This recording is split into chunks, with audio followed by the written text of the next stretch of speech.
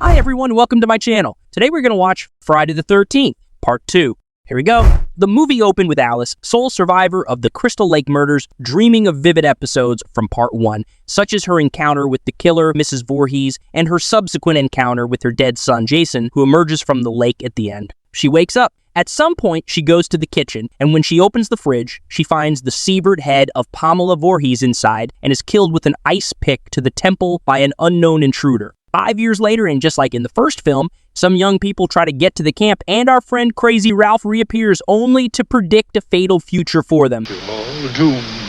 You're all doomed. I just want attention. These two, like others, go to the camp to attend a counselor training. This is Paul, the senior counselor, and this is Ginny, his assistant, and something else. Around the campfire that night, Paul tells the counselors the legend of Jason Voorhees, a boy who drowned at Camp Crystal Lake in 1957, sending his vengeful mother on killing sprees until she was eventually killed by Alice in self-defense. According to the legend, Jason is still out there, and he will kill anyone who crosses his territory. By the way, I'll come back to this later. The boys kill time playing video games, arm wrestling, or dancing with dogs, and Crazy Ralph is also there spying as well as his killer.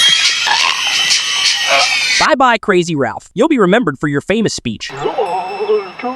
Yeah, the guys are having fun at the lake. But here's the thing. Camp Crystal Lake is closed and off-limits. The group is actually at a different camp on the lake shore. Now, this girl wants to go there with her boyfriend to check out the place because of the legend Paul told. But when they trespass, they get caught by the police. This police officer has a talk with Paul about not keeping his boys in line. Later, when he's driving, spots a man wearing a burlap sack mask running across the road. He chases him into the woods and finds a decrepit shack. While investigating inside, the mysterious man kills him with a hammer claw. Back at camp, Paul offers the others one last night in town before the training begins. They leave, except for 6 of them who stay behind. This girl goes swimming in the lake, but this guy stole her clothes, so she chases him. As they run, he falls into a trap set by who knows. She goes to get something to cut the rope while he's left hanging there. Of course, it's a good time for the killer to show up.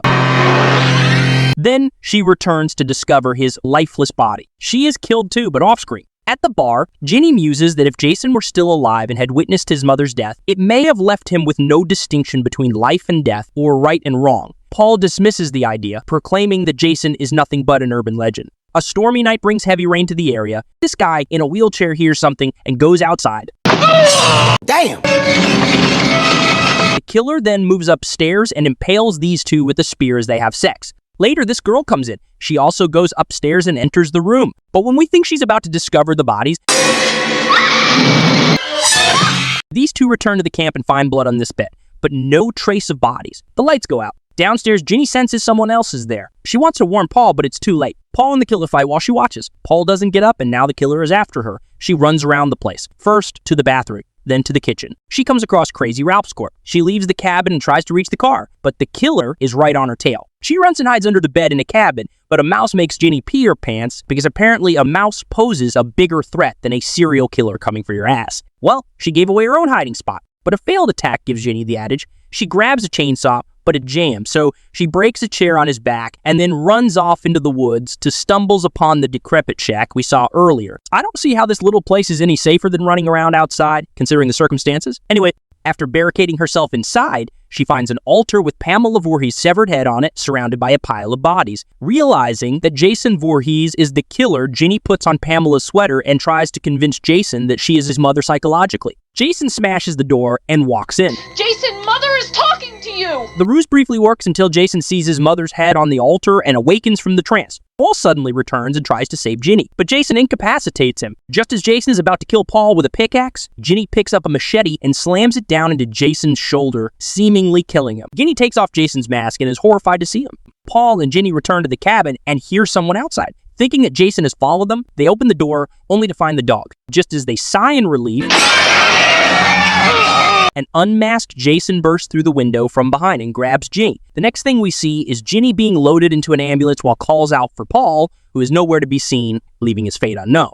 Back in the shack, Pamela's head remains on the altar, but Jason is nowhere to be found.